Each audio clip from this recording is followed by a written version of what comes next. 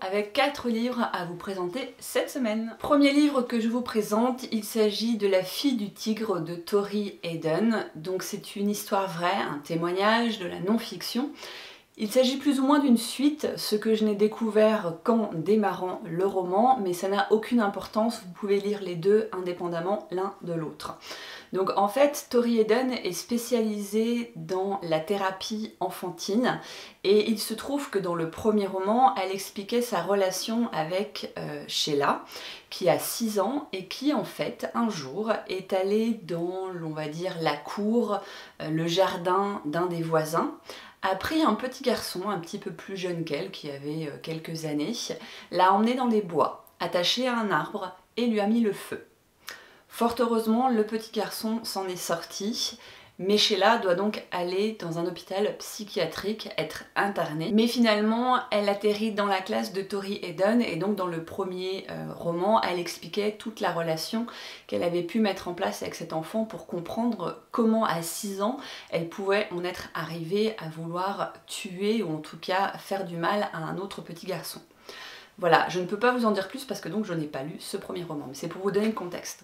Et donc en fait dans La fille du tigre, elle raconte finalement la suite, ce qu'elle n'avait pas prévu de faire au départ. A priori le premier roman se finit sur une note assez positive, mais il se trouve qu'elle a choisi des années plus tard d'essayer de retrouver Sheila pour comprendre ce qu'elle était devenue, et c'est donc ce qu'elle raconte dans ce deuxième tome. Et il se trouve que Sheila est devenue une adolescente torturée, très agressive, et on va finalement reprendre, de ce que j'ai pu moi comprendre, le fil de leur relation. Et donc Tori se retrouve maintenant non plus face à une fillette, mais à une adolescente qui a eu le temps de ressasser ce qui a pu lui arriver, ce qui a pu se passer, et donc avoir besoin de l'exprimer à un moment ou à un autre, ce que sa vie ne lui a malheureusement pas permis depuis cette première étape avec Tori qui avait pris fin, puisque Tori avait changé de métier, ou en tout cas d'établissement, et donc elle va comprendre ce qui s'est passé pour Sheila pendant toute cette période.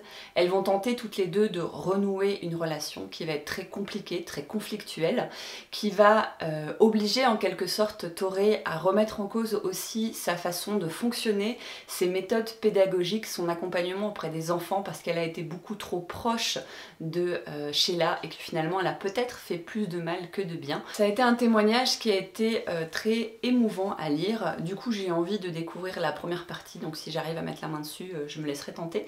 Mais voilà, encore une fois avec les témoignages, j'ai toujours beaucoup de mal à vous dire si j'ai aimé ou pas aimé, parce qu'on parle de personnes réelles.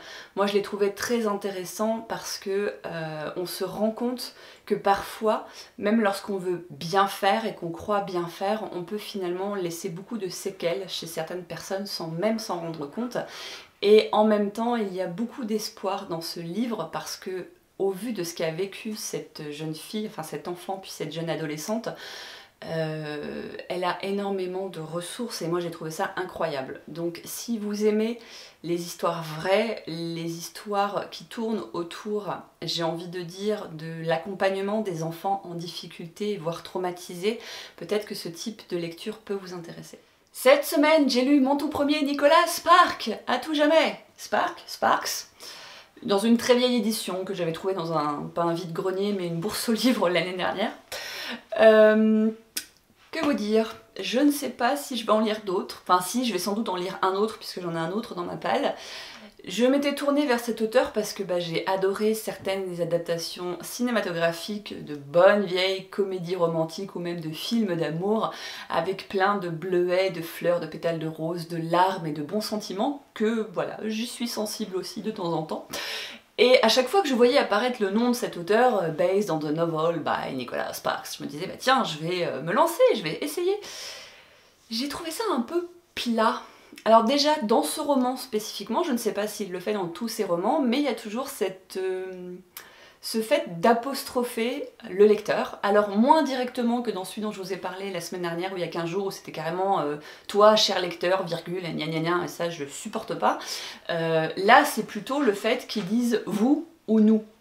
Donc il nous implique dedans, et moi j'aime pas qu'on choisisse à ma place si je m'implique ou pas dans un roman. Donc ça déjà en termes d'écriture, on va dire, c'était pas trop ma came. Après j'ai trouvé ça un peu plat. Je sais pas comment dire en fait. Je pense sincèrement que ça rendrait, ou que ça rend, parce qu'en l'occurrence il a aussi celui-là été adapté dans un film qui s'appelle Le temps d'un automne, que je n'ai pas vu. Je pense que c'est le genre de livre qui s'adapte très bien au cinéma et qui finalement sont peut-être vachement plus sympas au cinéma qu'en livre. Ça arrive. On y suit quelle histoire? On est face à un jeune homme qui se retrouve bien malgré lui obligé d'accompagner au bal une jeune fille qui est plus ou moins pas la fille qui déteste le plus dans l'école, mais qui en gros est la fille dont tout le monde se moque le plus parce que c'est la fille du pasteur et que le pasteur est insupportable. Il faut vous imaginer la petite ville du fin fond de Caroline aux États-Unis où il se passe pas grand chose, où il y a beaucoup de commérages, etc. Ça c'est pour l'environnement, on va dire. Et donc il se retrouve obligé d'aller au bal avec cette jeune fille et bien sûr, eh bien, il tombe amoureux. Qu'est-ce que vous voulez que je vous dise d'autre? Je vais pas vous faire de spoiler en vous disant ça, on parle de Nicolas Sparks, hein, donc voilà.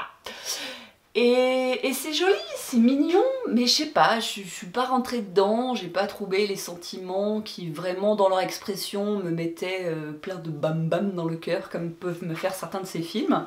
Donc hyper déçue, la fin, on la sent venir dès les premières pages, on sait ce qui va se passer, donc finalement il n'y a pas vraiment de tension qui se met en place. Ça finit un peu comme un cheveu sur la soupe. Ça faisait longtemps que je vous l'avais pas placé celle-là. Ça finit un peu comme un cheveu sur la soupe et je suis restée sur ma faim, je sais pas, ça l'a pas fait. Je peux pas vous dire autre chose, ça l'a pas fait. Voilà.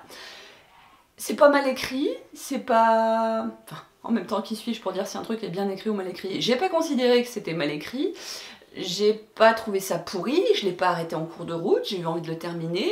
Mais je pense que si dans 15 jours, 3 semaines, vous me demandez de vous en reparler, il m'en restera pas grand-chose. Peut-être. Mais enfin, contez-moi cette histoire.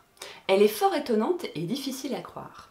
J'étais sur le balcon, à travailler au frais, lorsque je vis passer, sous les arbres d'auprès, un jeune homme bien fait, qui, rencontrant ma vue, d'une humble révérence, aussitôt me salue. Moi, pour ne point manquer à la civilité, je fis la révérence aussi de mon côté. Soudain, il me refait une autre révérence. Moi j'en refais de même, une autre en diligence. Et lui d'une troisième aussitôt repartant, d'une troisième aussi je repars à l'instant. Il passe, vient, repasse, et toujours de plus belle, me fait à chaque fois révérence nouvelle. Et moi qui tous ces tours fixement regardais, nouvelle référence aussi je lui rendais. Tant que, si sur ce point la nuit ne fût venue, toujours comme cela je me serais tenue, ne voulant point céder et recevoir l'ennui, qu'il pût m'estimer moins civil que lui. Je n'ai pas la voix absolument naïve que j'ai pu entendre dans mon adolescence quand j'ai vu Isabelle Adjani jouer le rôle d'Agnès, mais je me suis régalée à relire L'école des femmes. Pourquoi est-ce que j'ai relu L'école des femmes? Eh bien tout simplement grâce à mon challenge Si j'étais un livre, puisqu'il fallait faire une relecture.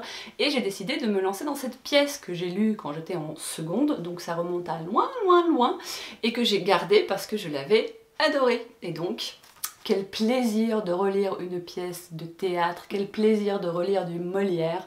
Je me suis régalée. Ne serait-ce que pour cette poésie des mots, du verbe, des alexandrins, de cette comédie tragique, c'était que du bonheur et je ne comprends pas comment j'ai pu oublier à quel point j'aimais lire des pièces de théâtre et pourquoi je n'en lis quasiment plus jamais. Ça c'est le genre de truc, moi je remercie l'école.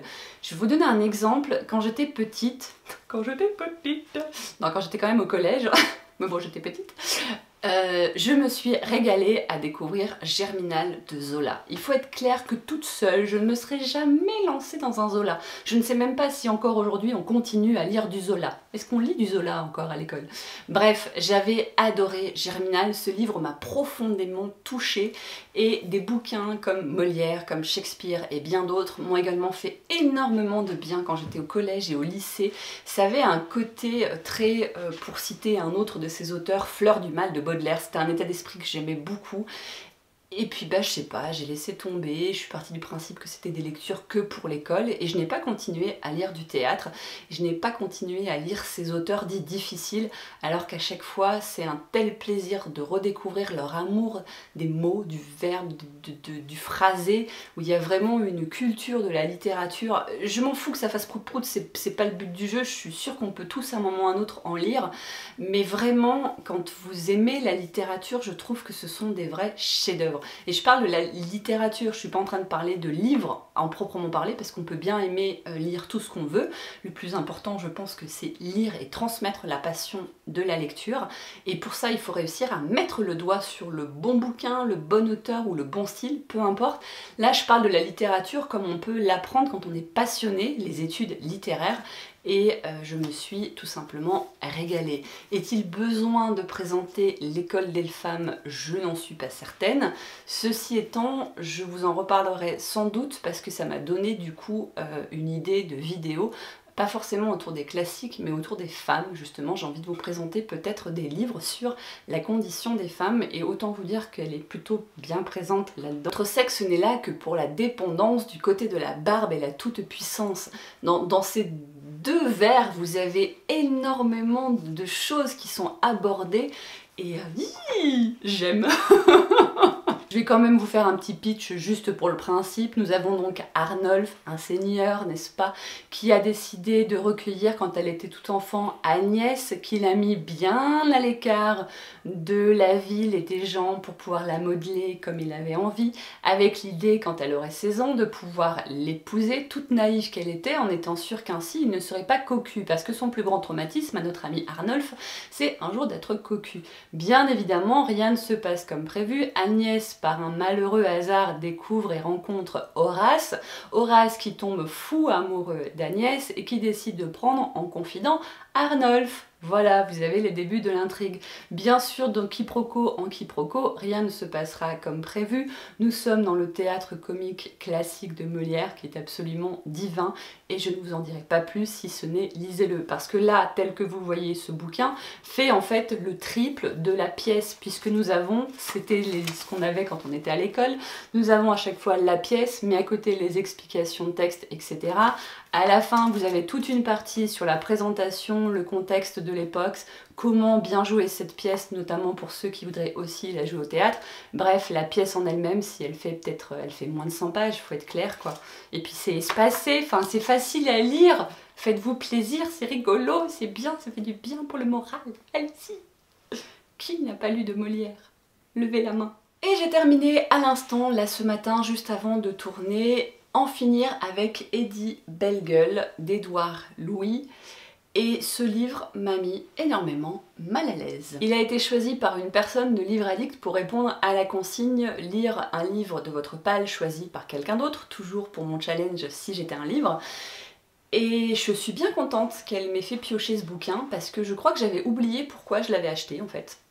Je me souviens qu'une copine à moi en avait parlé, elle avait dit qu'elle avait été assez étonnée par ce bouquin parce qu'il faut savoir qu'Édouard Louis a 21 ans et on est face à un livre qui ne peut pas vous laisser indifférent.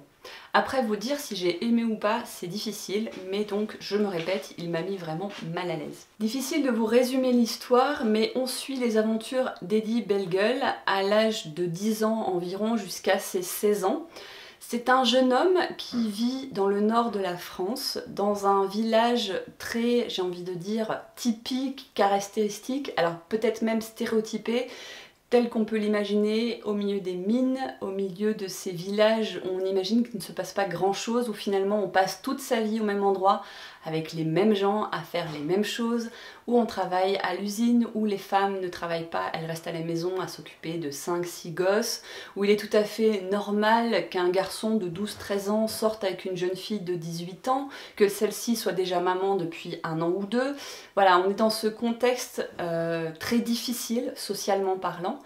Il est question d'usine, il est question de mine, il est question beaucoup d'alcoolisme, de violence, d'une violence qui est tout à fait normalisée parce que quand on est un homme, un vrai, un dur, on se bat, on met des coups à sa femme, on met des coups à ses enfants, on boit tous les soirs pour oublier sa vie, on se bagarre dès qu'on en a l'occasion, enfin voilà, c'est déjà un truc qui est difficile d'entrée de jeu à imaginer. Et donc on y suit l'aventure d'Eddie Bellegueule qui a malheureusement des traits très féminins, qui est efféminé dans sa façon de parler, dans sa gestuelle. Il ne sait lui-même pas s'il est homosexuel ou pas. En même temps, à 10 ans, est-ce qu'on sait qui on est? Je ne suis pas certaine. Il ne sait pas s'il est homosexuel ou pas. En tout cas, ce qu'il sait, c'est qu'il ne peut pas... c'est qu'il ne peut pas se permettre de l'être. Donc il rejette bien évidemment tout cela, tout en étant également attiré. Il est le souffre-douleur à l'école, il est régulièrement harcelé, il est régulièrement frappé. Il vit dans une famille avec des parents qui sont très durs, qui en même temps d'une certaine façon prennent sa défense. Donc c'est bizarre un petit peu comme ambiance. Et c'est dur à lire, c'est dur à lire. Moi j'ai eu le vomi, excusez-moi l'expression, mais j'ai eu le vomi au bord des lèvres pendant toute ma lecture. Parce qu'il s'en prend plein la gueule tout le temps. Il y a énormément c'est froid. Il y a tellement de froideur dans ce qu'il raconte. On sent pas l'émotion et en même temps elle est là. C'est-à-dire qu'elle n'est pas exprimée. À aucun moment il explique s'il est triste, s'il est heureux, s'il en souffre, s'il a honte, s'il est humilié, quoi que ce soit.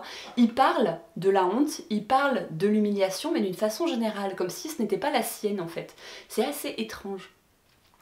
Et moi j'étais... Allez, une troisième fois, au cas où vous l'auriez pas compris, ça m'a rendu super mal à l'aise en fait. Je pense qu'il vaut le coup. Je pense qu'il est intéressant à lire. Mais là tout de suite c'est trop récent pour vous en parler plus dans le détail. On n'a qu'une envie, c'est qu'il puisse s'en sortir et qu'il se casse de là très très vite. Donc lecture hard. C'est tout pour cette semaine, donc 4 livres et ma prochaine lecture sera un pavé. Bon certes avec quelques illustrations mais un pavé quand même. Il s'agit de Miss Charity de Marie-Aude Muraille. Je ne sais plus laquelle d'entre vous en a parlé sur Booktube mais en tout cas ça m'avait donné envie. On y suit une histoire qui va me plaire, je pense, d'une jeune femme de l'aristocratie anglaise qui décide de ne pas faire comme tout le monde. Pour l'instant, je suis incapable de vous en dire plus. Je vous souhaite de très belles lectures et je vous dis à bientôt. Ciao!